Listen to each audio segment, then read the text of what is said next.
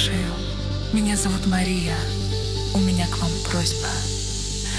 Очень приятно, слушаю вас.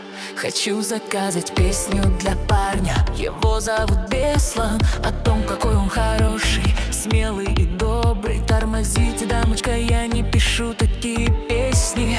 Ну, Юсуп, почему? Что так трудно? Это не бесплатно. Да хоть за любые деньги я за такое не возьмусь.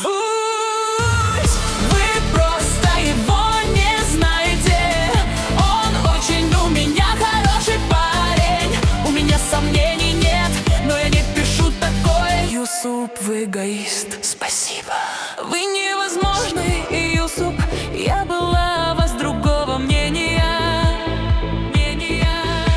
А он в курсе, что вы хотите, чтобы я написал такую песню? Нет, я хотела сделать для него сюрприз.